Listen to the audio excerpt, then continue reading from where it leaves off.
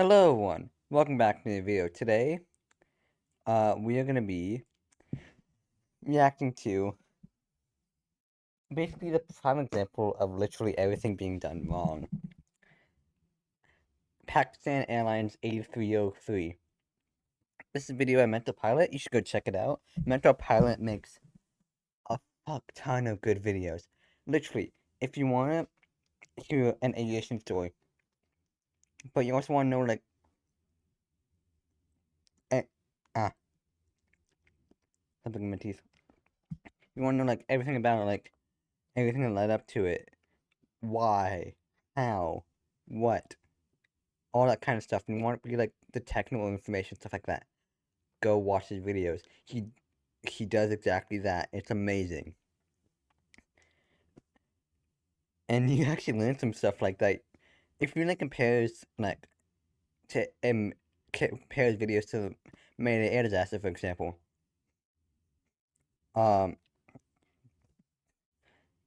Mayday Air Disaster like basically shows like this incident happening in like a timeline, I guess you kind of call it, but Mentor Pilot breaks it down and explains stuff really well, so you can actually understand what happened, why it happened, how it happened, everything like that. And you'll soon see, like in this video, just that. So again, please go check out his videos after that. My favorite one is ironically his one about the worst aviation disaster ever, Tenerife. It's so fucking well. He does it so well. It's insane. Anyways, yes, enough of me. I mean, let's watch the video because this is long. It's almost an hour long.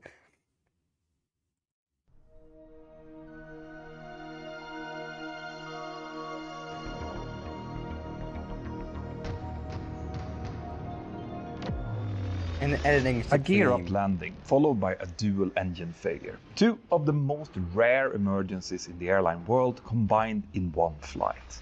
Aircraft today are built specifically to warn pilots and to stop things like this from happening, so how come it did anyway?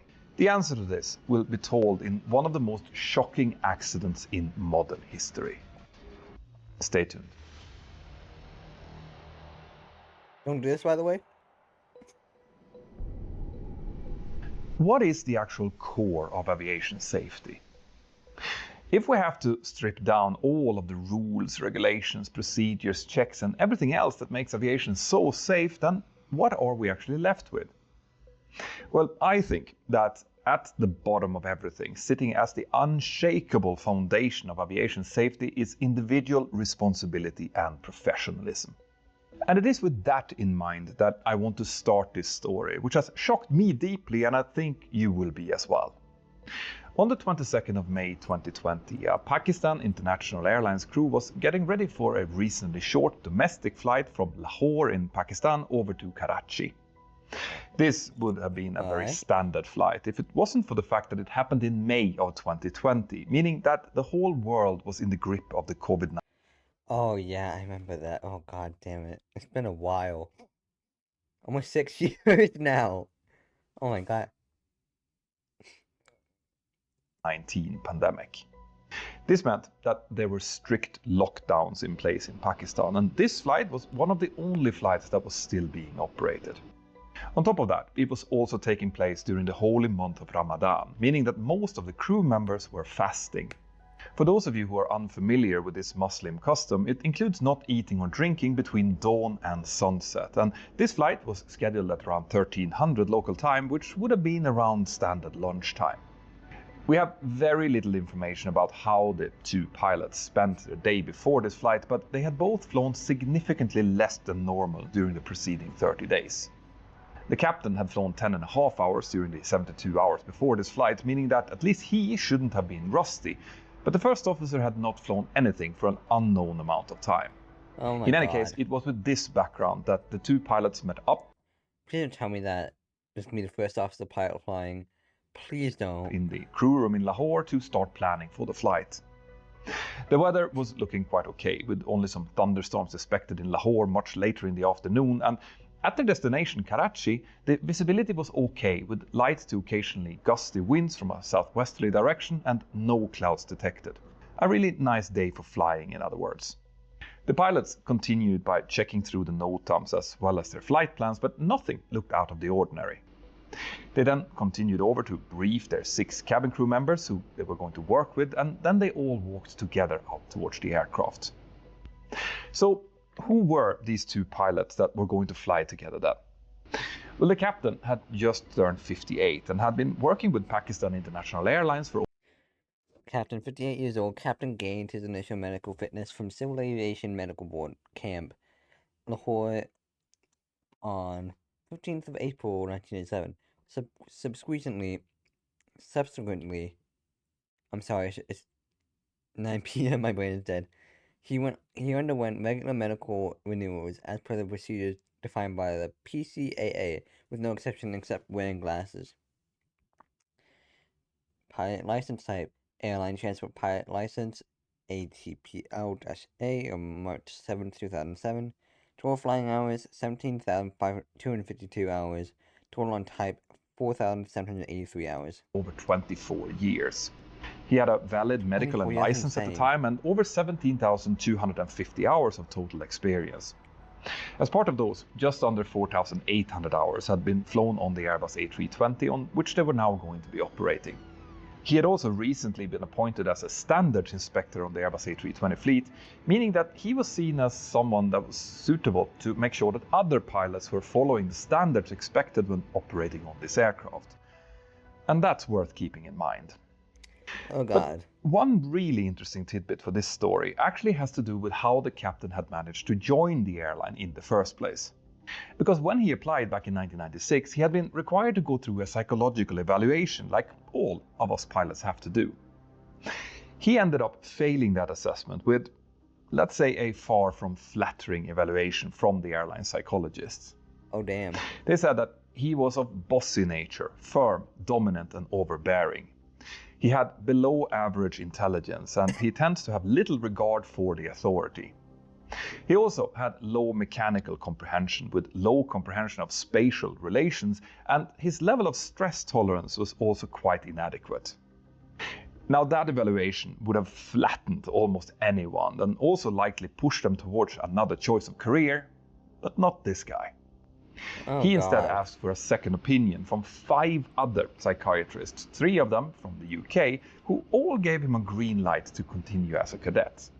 The problem for him though was that the Pakistan International Airlines had stopped allowing second opinions at that point. So Damn. what did he do? Well, he complained to the federal ombudsman, since the application that he had been filed before this change had taken place. The ombudsman actually sided with him, and he was therefore allowed to start his training, but I want you to keep that initial assessment in mind when you hear the rest of this story. Okay, I'll keep The that in first mind. officer was 33 years old and had substantially less experience than the captain.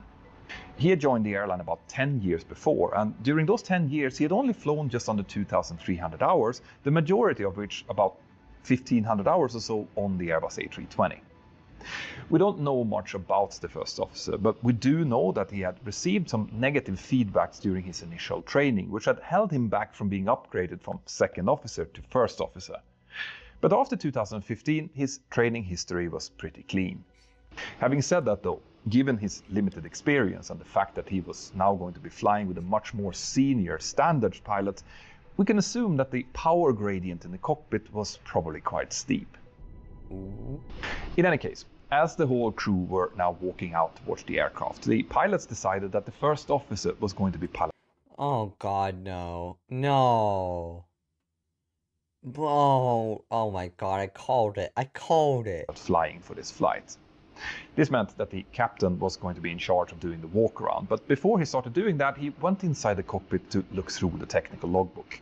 The aircraft that they were going to fly was a 16-year-old Airbus A320-200, equipped with 2 CFM56 high bypass turbofan engines, and those engines will play a very important role in this story. Before this flight, the aircraft had only been flying very infrequently due to the ongoing pandemic, but it had been maintained to the standards of the manufacturer and was in a generally good condition. So when the cabin crew had finished their security checks and boarded the 91 passengers that they were expecting, they closed up the doors and the pilots asked for push and start, everything according to normal procedures. At time 13:05 and 30 seconds, Pakistan International Airlines Flight A303 started accelerating down the runway and soon took off normally, climbing up towards their destination. During the climb, one of the cabin crew called up the pilots and asked if they were interested in a light snack, but they both politely declined. Remember, they were still fasting. Now they soon reached their planned cruising altitude, flight level 340 or 34,000 feet, where they were scheduled to stay for their about 45-minute long cruise segment. And from the voice transcripts, it looks like the pilots were getting along reasonably well, discussing the pandemic and how it was affecting their lives, pretty much exactly like we all were doing back then. Yeah, I remember just being stuck indoors in my Chromebook doing like online school.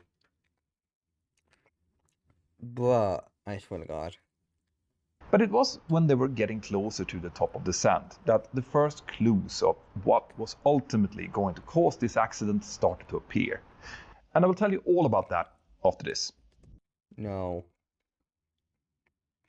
Why is my sponsor block not working?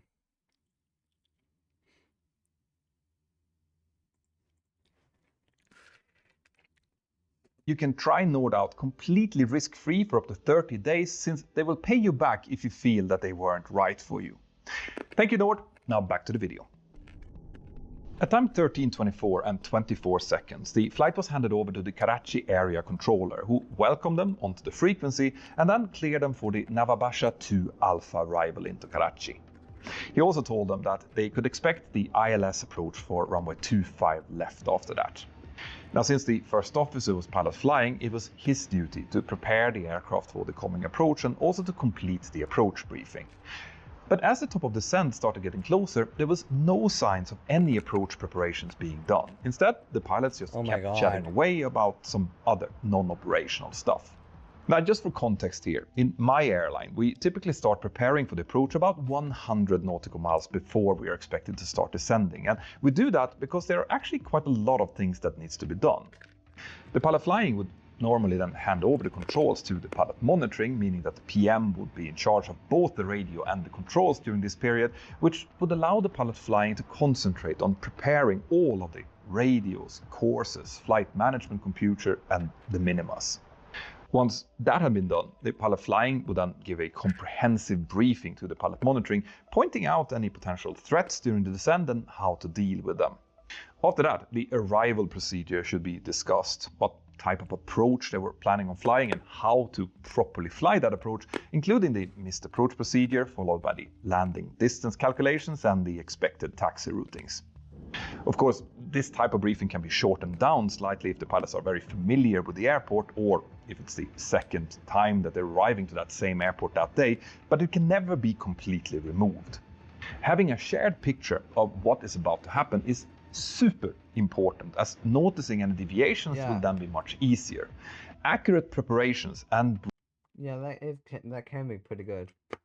Briefings are actually some of the cornerstones in a well-functioning crew resource management. But in this case, the pilots instead just kept chatting away about non-operational stuff without seemingly any intention on completing that approach briefing. So you might be wondering then, if they didn't do this setup and brief, then how was the approach set up at all? Let me guess, it wasn't. Well, it is likely that one of them, probably the first officer, actually did this quietly on his own as their discussion continued. Now, the routing, including the expected standard arrival route and approach, would have been entered into the FMC already on the ground, and they had now gotten that confirmed by the controller as well. But without a proper briefing and a check of all of the included parameters, things can easily get missed, as we will soon see. So the approach briefing was never completed, and at time 14:15 local time, the first officer contacted the controller and requested initial descent. Now, frequent viewers might have noticed that it should have been the captain, not the first officer, that requested descent, since the captain was the pilot monitoring, but this would not be the first nor the last departure from standard operating procedures on this flight.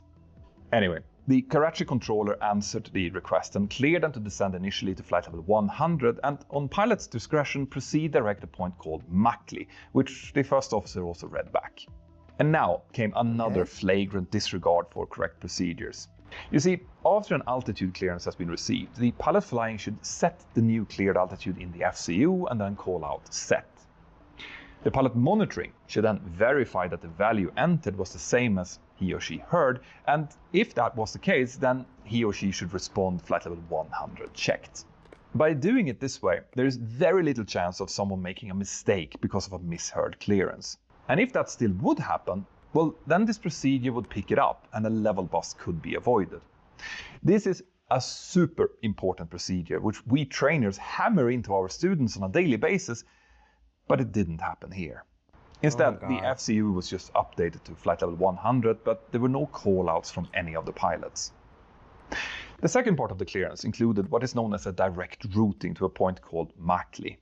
And this point was situated on the extended center line from runway 25 left. Makli was about 4 nautical miles away from the final approach point, Saben, where the aircraft was expected to be at 3,000 feet in order to be able to start descending down towards the runway. Now, this type of direct routings are very common, and especially during the pandemic when there was almost no other traffic around, it would have been something that the pilots should have anticipated.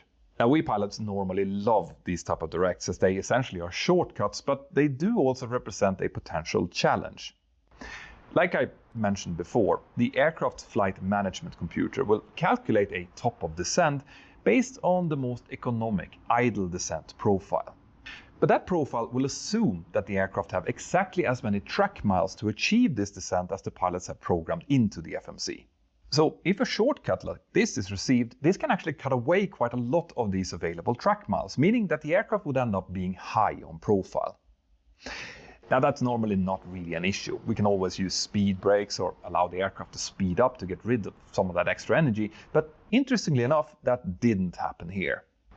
When the first officer started descending, he activated the aircraft's managed descent mode, which would just follow the pre-programmed profile. And even though they had now received a quite substantial shortcut, the aircraft started descending with about 1,000 feet per minute, meaning that it was still calculating with a few more miles of level flight before starting to descend along that calculated path. Now, this should have been a red flag for the pilots, as it indicated that the aircraft was still assuming that it had plenty of track miles still to run, when that was obviously not the case. There are basically 2 reasons why the flight management computer would react this way, and the first is that there is a waypoint with an at or above altitude restrictions somewhere along the route, which would then force the aircraft to stay up high. But that wasn't the case here. The other reason is that there is a procedural holding pattern programmed into the route at some point, which was the case here, but since the pilots had not done an approach briefing, they hadn't noticed that. And since that was now the case, there were still plenty of track miles inside of that holding that the FMC was calculating with. But of course, flying a holding is not normally what we pilots want to do. Now, we want to try to intercept the ILS as soon as possible and take advantage of that shortcut that we just got to save on both time and fuel. And air traffic control will almost in all conditions also expect us to do just that. This, by the way, is why we pilots always try to keep manual check on how many track miles we have left to go and how far we are actually away from the landing runway. Because if we take our altitude in thousands of feet and then multiply that by 3, then we will get a rough estimate of how many miles that we will need. And if the available miles are less than that, well, then we know that we need to start doing something about it. Not blindly trusting the FMC, but instead making manual backup calculations is the kind of airmanship that we are being paid to do. The aircraft continued descending down toward Karachi, and at time 14, 18 and 36 seconds, the aircraft intercepted its calculated path. This meant that the thrust was reduced back to idle and that the descent rate increased to about 2,400 feet per minute to follow the path. Air traffic control now came back in and cleared the flight to descend to 5,000 feet, which was read back by the crew, but again, there were no formal procedures followed when it came to actually setting this new altitude in the FCU. Now, I know that I keep pointing these details out, which might feel like very minor to a casual observer, but the thing is that they are actually really important. Yeah. Seconds after the crew had received that latest descent clearance, a faint click could be heard on the cockpit voice recorder. This sound was similar to the sound of one of the push buttons on the audio control panel being pressed down. After that, air traffic control tried to call the aircraft 7 times, including 2 calls from a company aircraft, but without receiving any answer back from Flight A303. Finally, the aircraft did get back in contact, but only after the controller had called them up twice on the emergency frequency 121.5. Now, the most likely reason for this prolonged loss of communication event was that the crew had assumed a handover to the next frequency after that last altitude clearance, and that they had mistuned the next frequency before they just switched over. After they had made this ad hoc switch, the pilots just continued discussing their non-relevant issues, and this was likely the reason why they didn't notice that the frequency had gone completely quiet. It should be mentioned here that we almost never switch to a new frequency in the air unless we are clearly handed over by the previous air traffic controller. So the fact that they did this anyway is just another indication of severe complacency by these 2 pilots. Oh my God. And it was about to get much worse. The aircraft now continued its descent, and since no one had removed the holding pattern from Saban, the aircraft was still assuming that it would be executing that hold. This meant that the track miles calculated by the flight management computer was 23 nautical miles longer than the actual distance that they had available. Now, this would have been clearly shown in various ways, including an initial white left turn arrow indicated on the navigation display, and the fact that Saban appeared twice in the flight management computer with a white hold written in between. The expected initial FMC altitude at Saban was set to 8,900 feet. This was way too high for a straight-in approach. The absolute maximum altitude the aircraft should have had in order to be able to fly straight in would have been around 5,000 feet or so, but neither of these things were noticed by the crew. The aircraft was now handed over to the Karachi approach controller, and at time 14:25 and 54 seconds, this new controller cleared Flight A303 to descend to 3,000 feet on QNH 1004, and he also cleared them for approach. Again, the FCU altitude setting procedure was completely disregarded, as well as the confirmation of the correct QNH setting, but at least the first officer now armed the autopilot approach mode, meaning that the aircraft would capture the localizer and glide slope beams whenever they became available. But even though they were now cleared for a straight-in approach, the aircraft just continued in its managed descent mode without any effort by the crew to increase the descent rate, meaning that they were now about 5,000 feet higher than they should be. So what could the pilots have actually done here then? Well, to be perfectly honest, this was still far from a dangerous situation. The fact that they weren't doing anything suggests that neither of the pilots had yet figured out that they were extremely hot and high, but when they did, they would have had a very easy solution. Just fly that holding pattern that the FMC was calculating with. This would have added about 5 minutes to the flight and would have felt quite unnecessary, but no one would have complained. It wouldn't have used that much it would be your fault. Extra fuel, and the landing time would have been exactly the same as they had already calculated with. Mistakes like this happens from time to time, and they're not a big deal, as long as you deal with them in a rational and safe manner. The aircraft soon passed Makli, which was the point that they had been cleared to, and after that came Saban with its computed holding. The aircraft was at 9,363 feet when it passed Makli, with a speed of about 250 knots and in clean configuration. Since they were now on the extended centerline and the approach mode had been armed, the localizer was now captured and started guiding the aircraft towards the runway. When the localizer captures, it disengages any previously selected horizontal mode, so this meant that the aircraft would now disregard the hold even if it was still left in the FMC. The approach controller, who had now already cleared them for the approach, looked down onto his radar screen and realized that the flight looked impossibly high, twice as high as they should be. He therefore called them up and asked, "Pakistan A303, confirmed track miles comfortable for descent?" And the captain just responded, "Affirm." Now, this was a clear indication of what the controller thought of the matter, and for any pilot who hears those words, it should serve as an immediate prompt to start looking over their situation and try to figure out what was going wrong. The captain must have also done so here and realized to his horror that they had forgotten to remove the holding at Saben. He now called out, "What has happened? Stop, stop! Oh no! Take out the hold! Take out the hold! Take out the hold!" The first officer responded, "Oh my God, bro. Hold taken out. Should we report the issue?" Indicating that he had followed the captain's orders, but that he also realized the severity of their altitude situation and that they might need more track miles. And here, ladies and gentlemen, is where the first decision is taken that will ultimately lead this aircraft into disaster. Because instead of just realizing the hopelessness of this situation and either ask to join the hold or ask for delaying vectors, the captain responded, "No, this could be due to the hold. Just tell Karachi approach established on localizer." The first officer agreed and also pulled out the altitude knob on the FCU, changing the autopilot descent mode from managed to open descent. In that mode, the aircraft would stop following the flight management computed path and instead descend with idle thrust according to the selected speed. Now, since the actual speed was slightly higher than the commanded, 245 knots, this meant that the aircraft initially actually slowed down its descent to achieve that requested speed, and at the same time, the first officer also activated the speed brake. The aircraft was at 14.8 nautical miles away from the runway at this point, with an altitude of 9,210 feet, meaning that they were close to the 6-degree glide slope, rather than the 3 degrees where they should have been. And that fact will soon have consequences. Now, there was actually a standard operating procedure available in the airline for approaching the glide slope from above.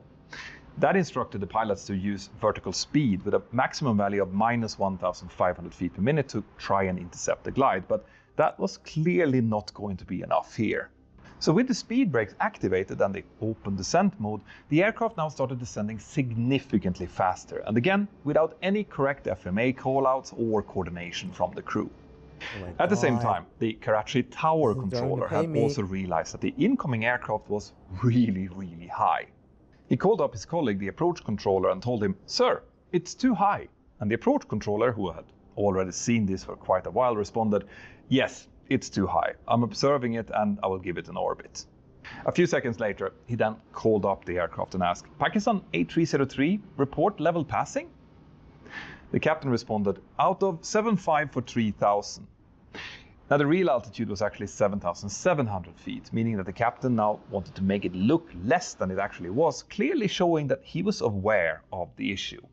At this point, the aircraft overflew the initial approach point, Saben, at an altitude more than twice as high as published. There was no conceivable way for this approach to become stabilized at this point, but for some crazy reason, the pilots just kept pushing on.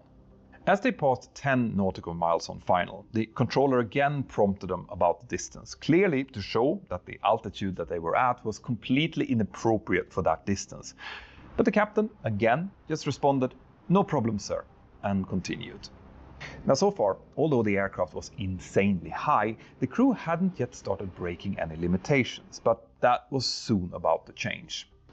Now, some of you might be asking here, wasn't this captain an Airbus A320 standards pilot? Where was his standards? And that's a very fair question. In the later investigation, the captain's operational flight data monitoring, OFDM file, was examined, and what was found in that was truly horrifying. First of all, Pakistan International Airlines had only managed to capture about 5% of their flights up to that point, which was really poor. But when the captain's file was scrutinized, multiple approaches relating to high speed, high path, high rate of descent, long flares, and even GPWS warnings were uncovered, meaning that this type of approaches that he was now flying was nothing new for him, rather the opposite. And that might give you a bit of an explanation to what was about to happen. At time 14:31 and 39 seconds, someone in the cockpit selected the landing gear down. We don't know who did that, since once again there was no verbal communication about it and no cross-check of speeds or anything else. But my guess is that this was done by the captain, as he was the one that was now pushing this approach forward, with the first officer just kind of passively trying to figure out what was going on. Since the aircraft was still descending in the open descent mode, the extra drag provided by the gear required the aircraft to pitch the nose down in order to continue with the selected speed, and this led to an increase in vertical speed to about 7,500 feet per minute.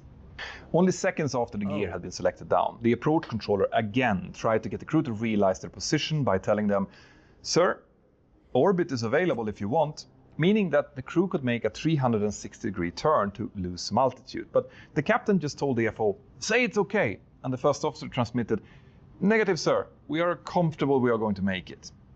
Again, if the first officer was pilot flying, he should not have been making the radio calls here, and the whole operation at this point was just very disorganized. When people are put in a highly stressful situation, especially one where things are happening seemingly outside of the person's control and in an accelerated way, it's not uncommon that the person becomes passive and just kind of follows the flow. This seemed to be really the case with the first officer, but it also likely that the captain, even though he was the one that was driving this whole crazy approach, now also started losing his situational awareness, since things were happening so fast and so far outside of normal operations. Anyway, now something else happened that will have a huge impact on this story. At time 14, 32 and 18 seconds, the aircraft blasted through 4,817 feet with a vertical speed of around 4,200 feet per minute. Since the selected altitude in the FCU was 3,000 feet, the autopilot now calculated that it was time to start reducing the descent rate to capture the altitude, and it therefore engaged in altitude mode. This was not noticed nor called out by the crew, but at least the selected speed was now reduced to 230 knots. As this was happening, the captain could be heard saying, "He will be surprised that we have done this," likely referring to the controller, and this indicates that he was actually quite pleased with himself and where the aircraft now was, like if this was something to be proud of. But just as if he had heard that remark, the approach controller now came back in with a direct order. "Pakistan 8303, disregard, turn left heading 180. Because he had now likely had enough with this crazy maneuver, where he could see that the aircraft still was at a 6-degree glide slope, and he wanted to give the crew some extra track miles, whether they wanted it or not. But do you think that the captain listened? No. The aircraft just continued, and 8 seconds later, someone responded, "Sir, we're comfortable now, and we're out of 3,500 for 3,000 established on the ILS 25 left." But how was that possible? Just a few seconds earlier, the aircraft was leveling off at 3,000 feet, and they were still way above the glide slope, so how come they were now fully established? Well, what had now happened was that since the aircraft was so high, it was now flying between the 3-degree and the 9-degree glide slope. In that region, the two radio lobes from the glide slope antenna interfered with each other, causing perturbations which the glide slope receiver in the aircraft interpreted as the glide slope captured. This was very unfortunate, because this meant that the level off at 3,000 feet, which would have otherwise saved them, now didn't happen, and instead the aircraft started pitching down like crazy to follow the 3 degrees glide slope thousands of feet below them. Now, before you start saying that the aircraft systems should have been able to figure this out, you have to remember that we have limitations, procedures and guidelines for a reason. It's almost impossible to build systems designed to handle gross misconduct from the pilots, and in this case, they should have never been in this position in the first place. As a response to the call from the crew, the approach controller now came back with a stern instruction. "Negative, turn left heading 180 degrees, which is pretty hard to misinterpret. But the crew from Flight 8303 again just responded, "Sir, we are established on ILS 25 left," and then completely disregarded this direct instruction. 8 seconds later, as the aircraft passed 3,090 feet with 5.7 miles to go, the speed was 242 knots with 225 selected, but with a terrifying pitch of minus 12.6 degrees. At this point, flap config 1 was selected, likely to try and add some drag and slow the aircraft down, but since it was still diving, trying to align with the glide slope that was still well below them, this was completely fruitless. The maximum speed for flap extension was 230 knots, and since their actual speed was now 12 knots higher than that, an overspeed master warning coupled with the oral crickets and ECAM warnings now activated. Almost simultaneously, the pitch of the aircraft dipped below 13 degrees nose down, which is defined as an upset attitude. And I'm so fucking tired. I'm gonna pause here and go to bed, and then I'll come back in the morning. Peace out, and I'll see you all next time. Oh wait, you're back. It's 6:37 a.m. I'm waking up still. Let's continue. And also the limit for what the Airbus autopilot will allow. The autopilot therefore disconnected, and this was accompanied by a separate autopilot off warning. Now, none of these warnings were called out by any of the pilots, and instead the approach just continued manually. This must have been a terrifying experience for the first officer, because a normal nose attitude approach is between -1 plus 1 degree. So with the minus 13.7 degrees that they were now flying, this would have looked like nothing else that he'd ever seen. Oh my god. But now there were several warnings blaring in the cockpit, and this was only the beginning. But the sequence of these warnings will actually become super important for explaining one of the most common questions about this accident, but I'll get to that later. Alright. You see, when warnings appear in the cockpits, there is only so much different sounds and visual inputs that a person can process, especially under stress, and the aircraft manufacturers know this. Because of that, the warnings are prioritized, and only the most urgent audio warnings are played at any given time. Now, all of the warnings will be shown on the ECAM, and any associated lights will still be illuminated, but that rarely helps, since a situation requiring multiple warnings is by its very definition a stressful one. Remember that. Only 5 seconds after the autopilot disconnected, the first ground proximity warnings were triggered by the aircraft's now incredible descent rate. They included an oral sink rate, followed by 2 pull up. And to put this into perspective, any pull-up warning must be followed by an immediate execution of the terrain escape maneuver. There is absolutely no wiggle room here. The pilots must initiate an immediate pull-up, followed by several other actions designed to safeguard the aircraft's terrain separation. But what do you think happened in this case? Yeah. Nothing. Well, none of the pilots even called out the GPWS warnings, and the terrain escape maneuver was not initiated. But the first officer did actually start to input some nose-up commands on his side stick. That meant that the descent rate went from minus 7,400 to minus 2,000 feet per minute over the next 10 seconds. And also, and this is really important, the gear was selected up, as well as the speed brake retracted. Now, none of these actions were called out by whoever did them, but given the fact that it was the first officer who started pitching up, that would suggest that it was likely he who also retracted the gear and the speed brakes, most likely in an attempt to stop the approach. Okay. Now, retracting the gear yourself when you're a pilot flying is super strange, but then again, nothing was really working as it should in this cockpit. True. And things were still not over. At time 14:32 and 58 seconds, Karachi approach cleared Pakistan Airlines Flight A303 to land on runway 25 left. So even though the gear was now up and the descent rate had moderated, the approach was still being continued, with the speed hovering at around 235 knots. That is way above the landing speed. And it was now that the next critical thing happened, because someone now selected the flaps out to first the config 2 and then the 3 position. Obviously, the speed was still higher than the maximum, even for config 1, so when config 2 and 3 were selected, these just activated more master overspeed and red ECAM warnings, and it's unlikely that the flaps actually started moving much, but the final report didn't really specify that. But what this all meant was that as the aircraft passed about 1,100 feet, it seems like a split had now developed in the cockpit. Because the first officer, who had likely retracted the gear and the speed brakes, now suggested that they should do an orbit and actually also started executing that. But the captain, who had heard the landing clearance and also likely was the one who had selected the flaps into the landing configuration, responded, "No, leave it." And he also now pressed the priority button on his side stick to take over the controls, but of course without calling out that he was actually doing so. Oh my So God, what was now bro. happening was a cockpit with 2 pilots who were not sharing the same mental picture of what was going on, nor of what should be done. There were still multiple warnings going off together with master caution lights, and the speed and altitude was still way too high for a safe landing to be attempted. Basically, this was the definition of chaos. If ever there was an approach which needed a go-around, this was it. But instead, the captain just pressed ahead. The pitch was now manually lowered to minus 5 degrees, giving a descent rate of around 1,800 feet per minute.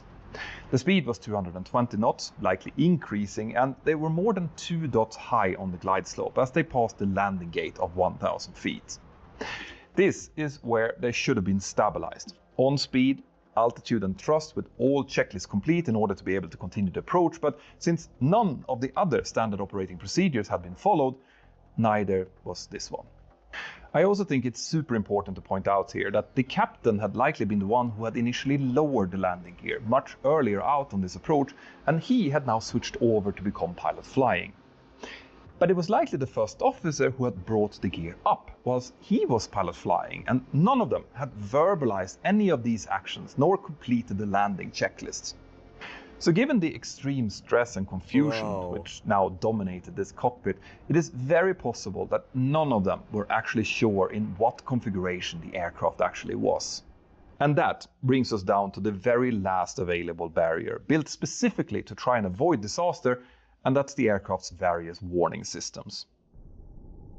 As the aircraft descended through 750 feet radio with flaps config 3 selected but the gear not down, the ECAM landing gear not down warning was triggered, together with a red arrow next to the landing gear selector. Whoa, that's cool. But since there were already several other cricket warnings already triggered, this new warning likely didn't add enough new stimulus to draw the pilot's attention. None of them had been dealing with the other ECAM warnings up until this point, and in the confusion and stress, it's unlikely that they would have noticed this red arrow either. But of course, there still was one more system, a system who definitely should catch their attention, and that was the ground proximity warning system. You see, it included a verbal "too low, gear" warning, which could wake and tell the pilot if it was activated, so surely this should be enough, shouldn't it? Well, as I mentioned earlier, the warning systems will prioritize different warnings depending on their severity and flight phase. This was also true for the GPWS system, who now was faced with a choice. As the aircraft continued barreling down towards the runway, the system could feel that the descent rate was way too high and that they were too close to the terrain. It could also feel that the landing gear was not extended, but given that the speed was still over 190 knots at that point, this fact was disregarded, since it didn't make any sense that anyone would try to land from that speed. So instead, the first "too low terrain" portion started as the aircraft descended through 500 feet, and this was then followed by "pull up" warnings, several "too low terrain" warnings, more "sink rate, pull up," and "too low terrain," but no too low gear. These warnings continued to blare basically all the way down to 24 feet over the runway, which is where all warnings were inhibited by design. The aircraft now roared in over the runway, still at a speed of over 200 knots and with the landing gear still retracted. This insane speed obviously caused it to overshoot the entire touchdown zone, and as the aircraft descended down through 7 feet, the captain selected full reverse on both engines. Now, those of you who saw my last episode know that the reversers will not activate until the weight on wheel switches on the main landing gear struts are compressed. Yep. And since those were now neatly tucked away in the retracted position, this was not going to happen. But the fact that the captain selected them while still airborne was another sign of his complete disregard for procedures. At time 14:34 and 28 seconds, both the aircraft engine nacelles touched down about 4,500 feet into runway 25 left. This obviously caused terrible vibrations inside of the cabin, and sparks immediately started shooting up as the concrete started grinding into the metal underside of the engines. Ooh. In the cockpit, the captain reacted by pushing his stick fully forward and also by applying max manual braking. But since the gear was still retracted, this didn't help much at all. Yeah, mate. The engine nacelles continued bouncing on the runway surface, touching down a total of 4 times during the next 16 seconds, but the aircraft didn't decelerate much. Throughout this time, the first officer was giving 2/3 pitch up commands on his side stick, indicating that he was wanting to go around, while the captain continued giving full nose down input on his side, which meant that the inputs were averaged at a slight nose down input. Of course, the engines were not designed to take up the amount of load that they were now subjected to, but the high speed meant that the full weight of the aircraft didn't push down on them either, something that would have likely caused them to just shear off. But on the underside of the engines, the auxiliary gearboxes and the transfer gearboxes are located, and this was the area where the concrete was now grinding in. The right engine, engine number 2, remained in contact with the runway the longest, and at time 14:34 and 37 seconds, with the reversers still selected in full reverse thrust, this caused an engine number 2 fire warning to suddenly erupt in the cockpit. At the same time, the number 2 engine also started spooling back, and its generator now failed, causing an electric system switch over to engine number 1. This was clearly catastrophic, but at least they were still on the runway and therefore close to emergency services. Had they just stayed in this configuration, they would have likely overshot the runway, but at least they would have been with a decent chance of survival. But that was sadly not to be. About 14 seconds after the initial touchdown, the first officer cried out, "Take off, sir!" And in the confusion, the captain just followed that advice. He now stopped applying braking, then moved the thrust levers from full reverse into the toga mode. Like I said before, the reversers had never really activated since they didn't feel the ground mode, but this action, the fact that he chose to go around after having selected reverse thrust, was still another huge neglect of standard operating procedures, especially since the fire warning was now also blaring in the cockpit. The number 1 engine now responded and started spooling up, and since the speed was still around 160 knots at this point, the aircraft almost immediately got airborne as soon as the captain started pulling back on his side stick. The number 2 engine had, like I said before, failed during the scraping against the ground, but now it went into an auto start mode to try to get back online again. As the aircraft climbed through 59 feet, the first officer selected the flaps into config 2, which was the go-around setting, and the climb initially continued straight ahead. Interestingly though, since the speed was now below 190 knots, the GPWS system now called out, "Too low, gear." And this caused one of the pilots to immediately move the gear selector down, and then a couple of seconds later, back up again. Now the gear never started extending during this event, but it shows how powerful that warning can be if it comes at the right time.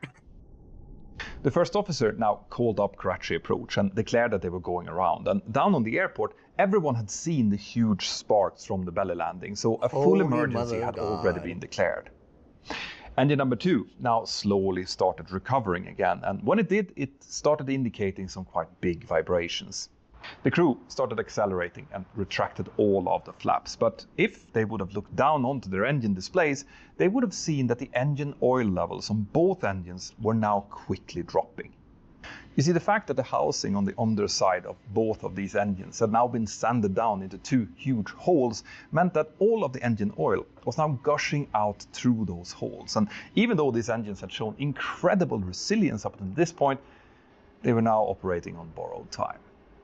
But the pilots were so far completely unaware of this. As they climbed through 500 feet, the thrust was reduced back to max continuous thrust for a few seconds before being pushed back up into toga again.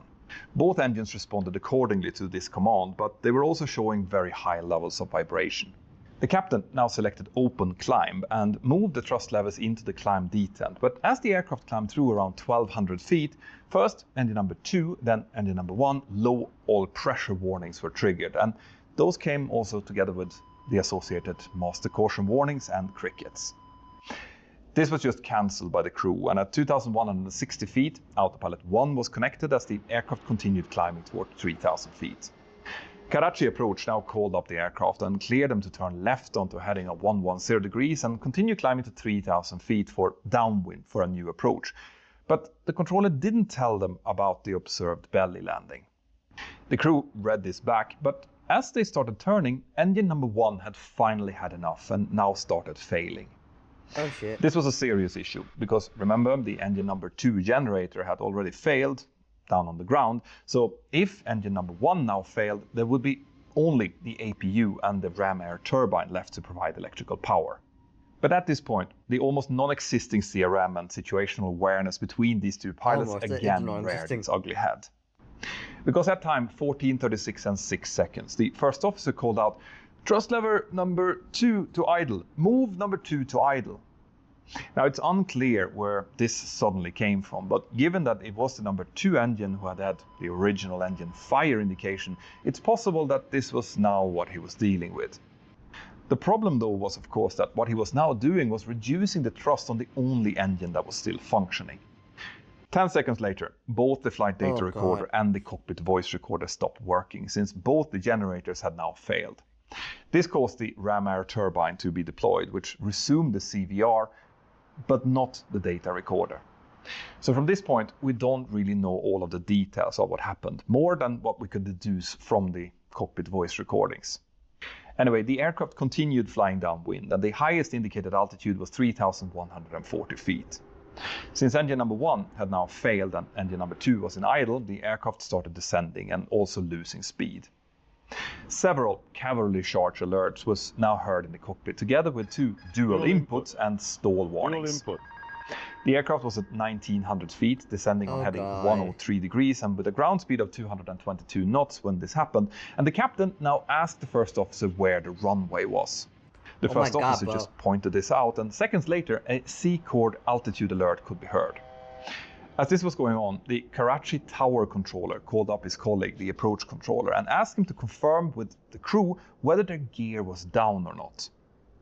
Now this will unfortunately lead to the very last piece of this horrific puzzle, which we will very soon see. The approach controller, who was still in contact with the aircraft, could now see that the aircraft was obviously descending and called them up pointing this out. The first officer just asked for a clearance to maintain 2,000 feet instead, which was obviously immediately approved, and several more cricket warnings could then be heard, to which the captain just responded by telling the first officer to just cancel them. A short discussion then followed about the status of the number 2 engine, which was confirmed to still be running. Then the next altitude warning could be heard, meaning that the crew was not maintaining the 2,000 feet that they had recently been cleared, and on the CVR, the number 2 engine could now be heard accelerating. The approach controller told the crew that he could see them descending through 1,800 feet, and the first officer responded with trying to maintain. Oh God. The first officer then pointed out to the captain that the minimum speed for the ram air turbine was 140 knots and to try and remain that. And then he tried to reactivate the generators by cycling them off and then on again. At that same time, the captain asked the first officer if he had selected the number 2 engine to idle when the number 1 engine was the one who had failed, and the first officer just responded, yes. But during the following 30 seconds, noises sounding similar to engine stalls could be heard, and the captain asked the first officer what those sounds were. The first officer responded with, reduce the speed, likely referring to the engine speed, and the captain followed up by asking the first officer to select flaps 1. This was briefly followed by another master caution chime. But the remaining number 2 engine was obviously also badly damaged at this point, lacking engine oil, so about 1 minute after this, all noises from this engine also disappeared. This means that from time 14:38 and 46 seconds, this aircraft was now flying without any engines and with only the ram air turbine providing power, since the APU was never started. Several stall warnings could now be heard in the cockpit, followed by the first officer pleading with the captain to please increase the speed. The captain responded, how would I increase the speed? Showing some real frustration here, whilst the aircraft still kept on descending. There was a brief discussion about the availability of a nearby military base before the Karachi approach controller came in and said, it appears that you're turning left. The first officer responded, we will be proceeding direct, sir. We have lost engines, and in the background another dual input could now be heard. And it is now that the last nail in the coffin likely came. Because at time 14:39 and 20 seconds, the Karachi approach controller asked, confirm you're carrying out a belly landing? The first officer responded, negative, sir, but this was almost immediately followed by the captain asking if the gear was extended. When the first officer confirmed that, not gonna lie, I would not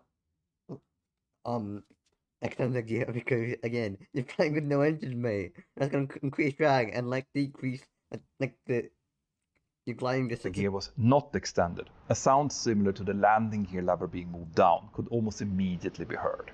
The aircraft was at this moment still relatively far away from the runway and flying at a relatively low speed. So to, in this situation, extend the gear would add an enormous amount of drag and significantly reduce the available glide distance. That's literally what you said. Judging from the conversation, it can be assumed that it was the captain who did this, and it's impossible to speculate about what he was thinking. But based on how he had been handling the rest of this flight up until this point, it is likely that this was just a split-second decision based on the controller's question, a decision that would ultimately prove fatal. The captain now told the first officer to seat the cabin crew, and whilst he was doing that, the captain also started calling out "Mayday, Mayday, Mayday" into the thin air in the cockpit. The first officer proceeded by repeating this over the radio as they descended through 700 feet. Soon after this, the synthetic stall warning started and could then be heard continuously until the end of the recording. The aircraft was now turning left towards the runway, but it must now have become evident to the pilots that they weren't going to reach it. The Karachi controller informed them that all runways were available for landing, but in the cockpit, the situation was now becoming more and more desperate, with the stall and cricket warnings all going off simultaneously. As they descended through 400 feet, they were almost aligned with the runway, but still desperately far away. The captain called out, "Don't take flaps, don't take flaps," obviously trying to avoid any extra drag, but with the gear hanging out, that really didn't matter. Yeah. At time 14, 40 and 18 seconds, the aircraft crashed into a densely populated residential area about 1,300 meters short of runway 25 left. The aircraft immediately broke apart and an intense fire erupted, which also engulfed several buildings around the crash site. Out of the 99 people inside of the aircraft, all but 2 perished in the crash, and 1 person on the ground was also fatally injured. Oh, damn. The emergency services were immediately dispatched towards the site, but they were impeded by the narrow streets and a huge crowd of people who had now turned up to try to help. The cause of the accident was obviously found to be the non-adherence to standard operating procedures and disregard for air traffic control instructions by the 2 pilots. It was also found that the air traffic controllers should have advised the crew about the gear-up landing as soon as they saw it, since this might have helped the pilots to understand the severity of the issue. The fact that the pilots were fasting was another potential contributing factor, which has since been forbidden for flying personnel. But the fact here remains that blatant disregard for rules, procedures and CRM seems to have been a regular feature of this captain's way of flying. In my view, that shines a very harsh light onto the training and checking department in Pakistan International Airlines, as there is just no way that this type of behavior could have gone unnoticed. There were several recommendations coming out of this investigation, mainly aimed at the airline itself and the Pakistan Aviation Authorities, but in the wake of this investigation, shockingly, it was also found that 40% of the airline pilots working for Pakistan International Airlines were flying on fake licenses. No way, This bro. was not the case for the 2 pilots that were involved in this accident, but this astonishing revelation caused the airline to be blacklisted in both the EU and the United States, until they could show significant improvement. On a personal note, this accident has left me feeling frankly both angry and shocked. We pilots are entrusted with the lives of our passengers and crew, and there is frankly no excuse for this type of incompetence. No aircraft systems, redundancies or warnings are enough if the pilots are not using them, and if you are an examiner out there, these are exactly the type of pilot traits that you and I are entrusted with keeping out of the cockpit. Thank you all so much for watching this kind of long video. Like, subscribe if you're new, and I'll see you on the next one. In the next one. Peace out and have a good rest of your day and night. I'm out.